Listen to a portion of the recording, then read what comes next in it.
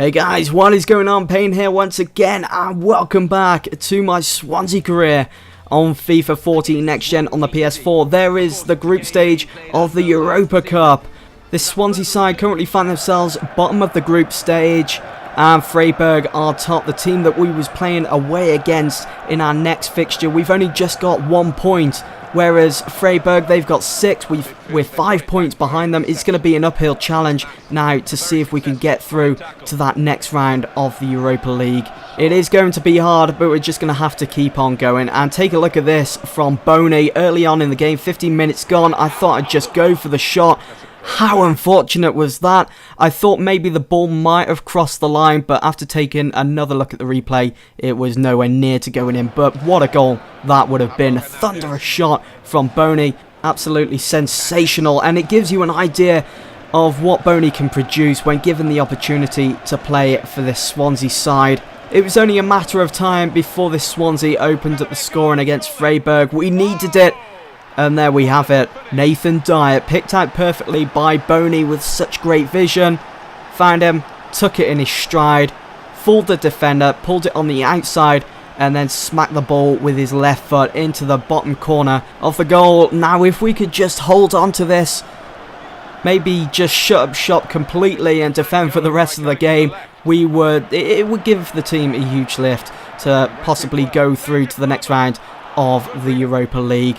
Form, safe hands there after a couple of dodgy performances recently, letting the ball loose and then players managing to pick it up and slot the ball past him with ease. And so it seems as though Vaughan was probably on the mend and learning from his past mistakes. But as always, I wanted a second goal. I wanted to feel more comfortable in this game. I didn't want it to just end 1-0 because coming down to the last 10 minutes or so of the game, it's going to be a bumpy ride. It's going to be a nail-biter. I wanted those 3 points for the group stage, and just look at how they was passing the ball around. And Schuster, I think that's how you pronounce it, for Freiburg, made it 1-1.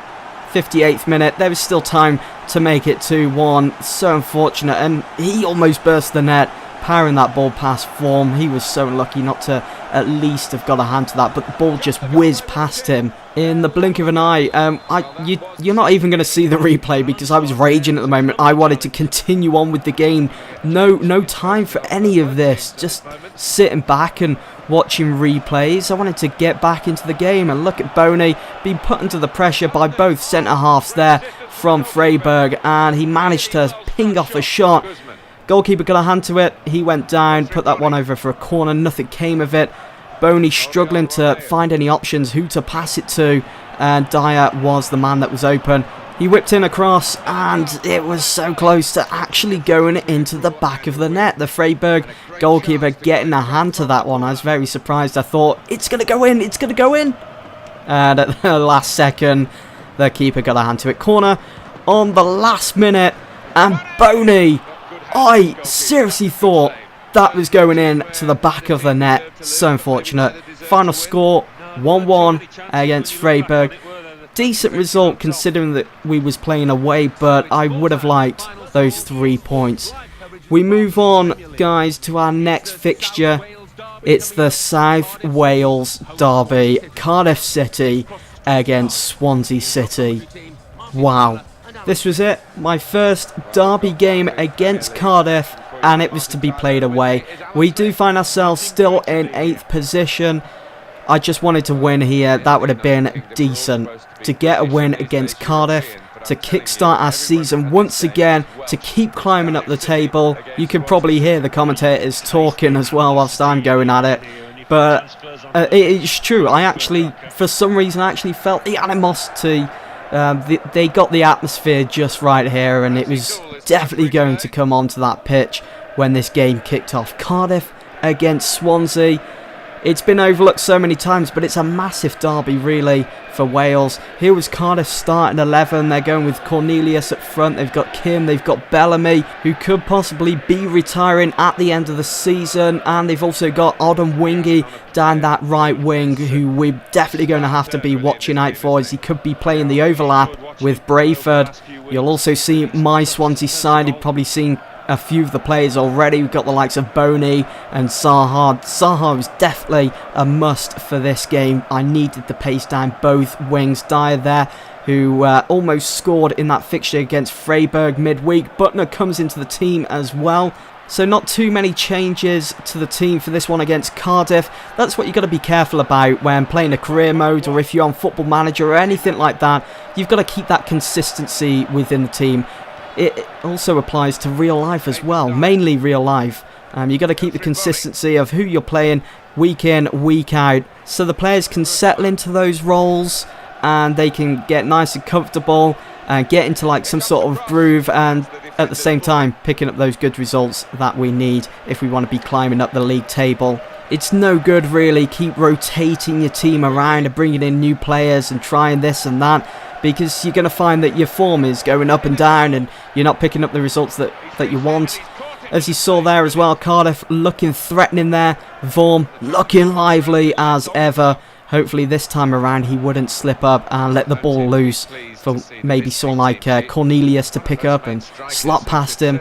I know I keep saying it, but at the moment as it stands, it seems to be a bit risky when the ball is in our final third. So I normally tend to just keep the ball midfield up front, keep it away from our goal until Vorm learns his lesson and starts working on, you know, actually holding on to the ball instead of buttering up his fingers. This is not what we need.